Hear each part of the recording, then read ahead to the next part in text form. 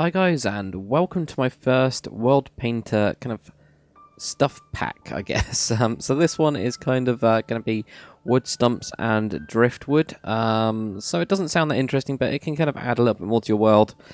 So I've kind of gone a bit crazy with the kind of driftwood stuff, but driftwood is basically just logs that are kind of floating. So if you've got this kind of logged area, and you can see the stumps that I've created here. I've got all these kind of wood stumps where it's been cut back, the forest has been cut back, and this kind of works really well with actually having forests kind of over here and then actually having it cut back as if it was cut back by people.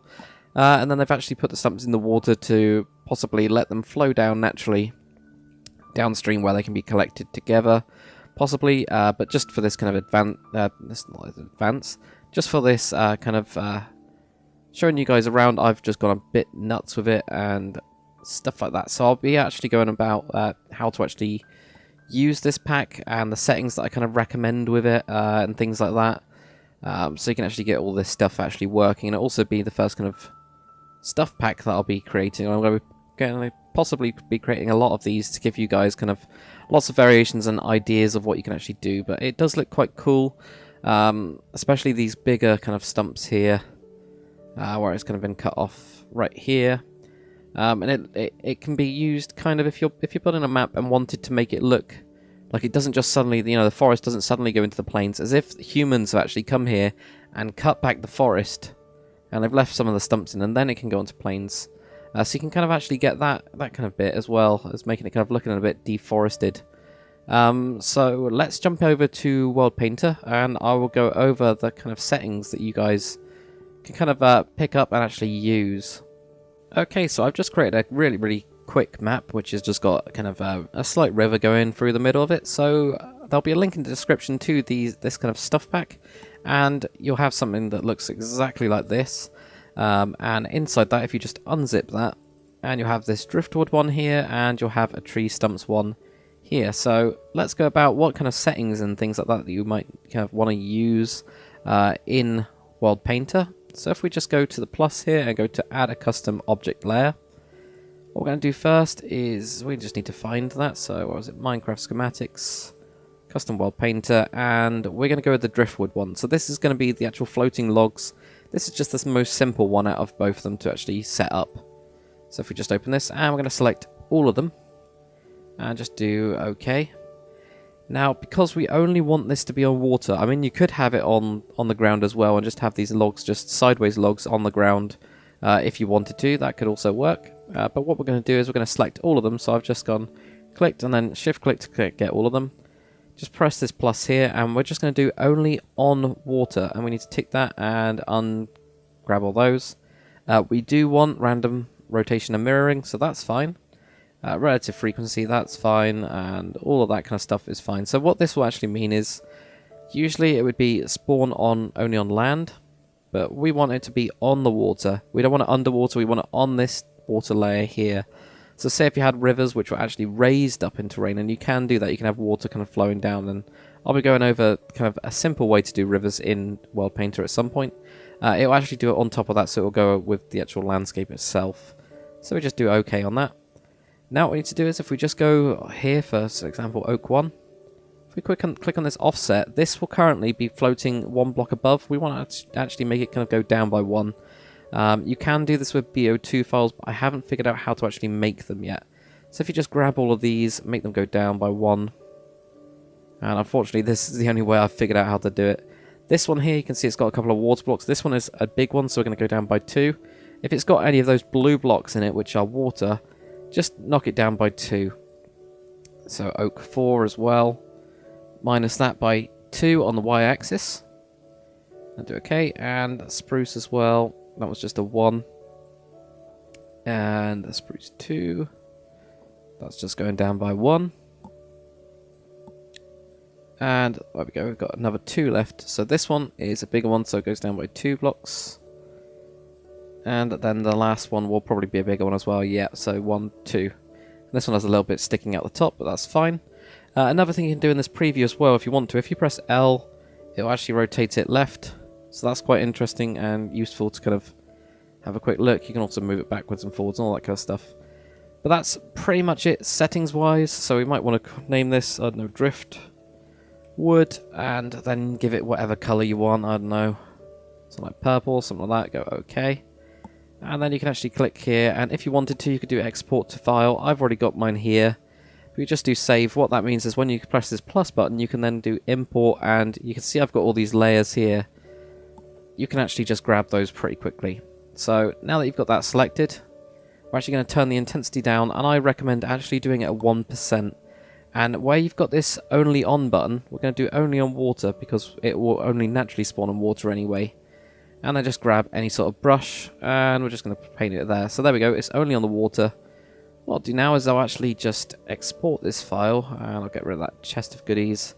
All of the kind of default things, you know, as I've kind of gone through on my other tutorial. So I'll see you guys in game to show you what that kind of layer looks like. Okay, so here we are in game, so let's go and find it. So there we go, so that's what it looks like on 1%, so there is still quite a lot of stuff, and this river is actually pretty wide. But basically, the idea of this is that kind of it's quite a messy river. Humans have been kind of destroying quite a lot of the kind of wood, and they would be just floating it down. It's also quite useful, for example, in a storm. If you wanted to make a kind of storm scene, the kind of aftermath, if you've ever seen kind of pictures of, you know, all that kind of stuff, there's always, you know, debris everywhere, including in the rivers. So it could also be used for that. But let's go on to the actual tree stumps, which are kind of a little bit better and a bit more important. Okay, so for the kind of tree stumps themselves, what we're going to do is we're just going to do the plus again and add a custom object layer. And this time, when you actually download that pack, so if we just go back into here, you'll have this, and inside this there will be tree stumps and driftwood. So this will be the tree stumps one we're going to be going into, so we're just going to grab this, and again, grab absolutely everything. So this one will already default on land, but what we do need to do, unfortunately, is go in, and I'll actually go through every single one and actually show you guys exactly what to do. So we've got two different sizes with these as well. I've actually split them up and given you kind of big oaks. I've got two of those and a big spruce. I haven't done a big birch because it didn't quite look kind of really right. That's why I kind of omitted that from this. But just go into this one, and what we're going to do is we're going to go 1, 2, and just minus it by 2. So when you do your L to rotate it, you can kind of see how it works. And what this is basically doing is it's shoving the roots into the ground. So if you do have it on a hill, the roots show, and it looks really, really cool. Otherwise, you might get a floating block, and it doesn't really look that kind of that cool without it. So okay. And then big oak 2, again, what we're going to do is we're going to go 1, 2. And you can see these roots underneath here. And a big spruce, you can guess, minus 2. And then what we're going to do is we go onto this small birch. This one's just going to be minus 1. And pretty much all of them from now on are actually minus 1. Pretty much all of the small ones are just minus 1. Including that really tiny birch one that we've got there. So minus 1 to Y. There you go. And again, here. And then we're on to small oak 3. So we're going to minus this by 1. And that one is really tiny. Minus this one as well. So small spruce 1. And small spruce 2. And then finally small spruce 3. So actually, what's that one looking like? That looks tiny, so I'm actually going to rotate that quickly. So yeah, there we go. So there it is. So it is there. Okie dokie. So that one is again minus 1. So pretty much the big kind of oak and big stuff minus that by the y-axis on 2. And all the small ones minus it by 1. And we'll call this tree stumps or stumps, or stumps will do. And again, give it a colour. And this time we're going to actually do it on 8%. You want it the same as whatever your forest is going to be. You kind of want it the same as that. And instead of only on water, we're just going to do it only on land. So that's here. We've got some stumps, for example, on this side. Maybe the other bank as well. Well, actually, what we'll do with this bank is I'll just completely deforest this area. So there's no trees at all on this area. And if I just grab this, and I'm going to just do import custom layer. And I've already got my oak forest, which I set up in my kind of custom trees tutorial. So if you guys want the settings for this to get all of these kind of recommended ones, go and check out that tutorial and you'll be able to use it. And then intensity again is on 8. So what we're going to do is we're just going to paint this. And we actually do, to make this look smooth, you actually want to have an over kind of lay. So we're just going to make sure that these two are actually overlaying here. There we go. And now what I'm going to do is render this out and I'll show you guys what it looks like.